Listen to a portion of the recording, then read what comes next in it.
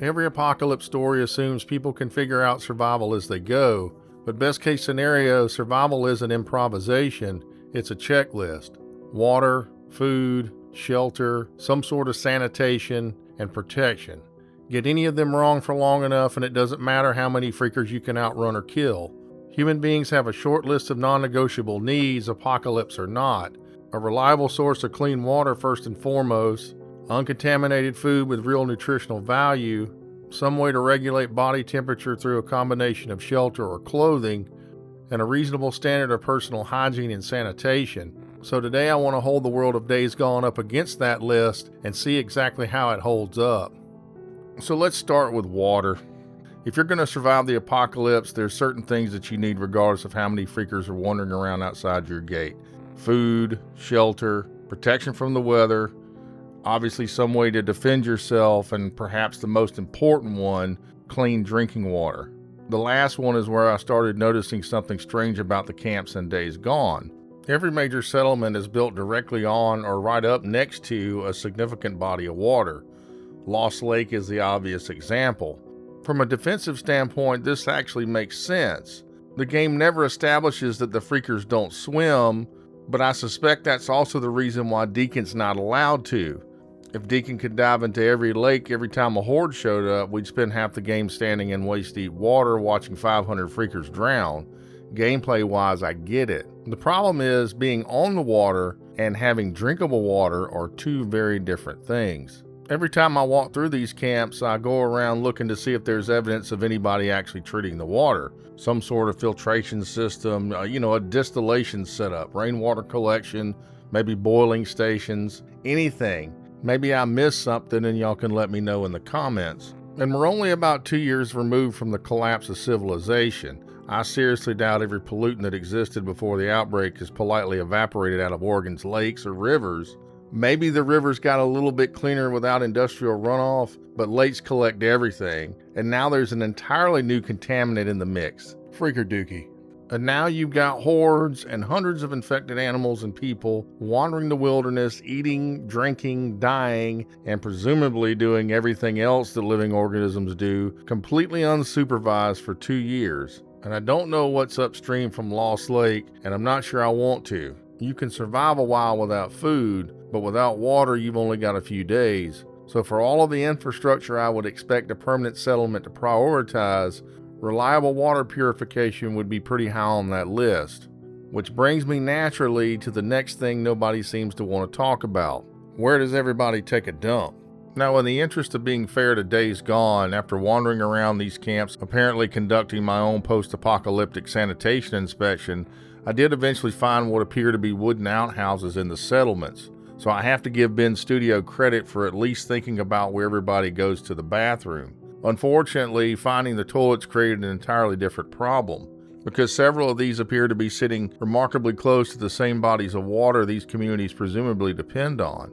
Lost Lake and Diamond Lake are particularly concerning because their outhouses are right near the water's edge, while Hot Springs at least has theirs tucked towards the back of the settlement and farther away from where most people are living. An outhouse certainly works as a short-term solution, but when dozens or potentially hundreds of people are using it day after day for years, that waste has to go somewhere. Either you're digging a sufficiently deep pit and eventually relocating the outhouse, or some incredibly unfortunate person has been assigned the worst job in the apocalypse and has to periodically shovel or bucket that stuff out and transport it somewhere else.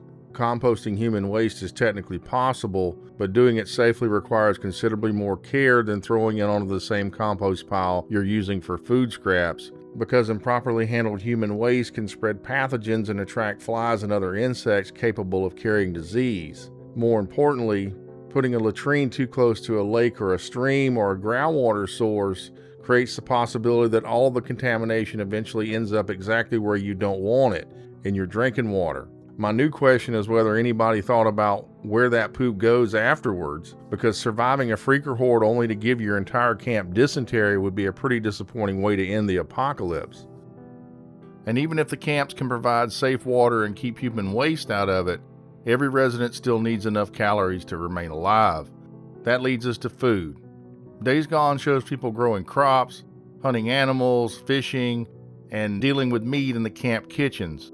Lost Lake operates a separate farm, while agricultural labor appears to be central to daily life at Hot Springs. That's important because scavenging isn't agriculture. A can of food taken from an abandoned house can feed someone once. A functioning farm can potentially feed a community every year, but only if the camp produces enough food, preserves the surplus, protects the seeds, and maintains the soil. The fact that the vegetables are growing does not prove that the camp is producing enough calories. A population of 100 people consuming 2,000 daily calories requires approximately 200,000 calories per day.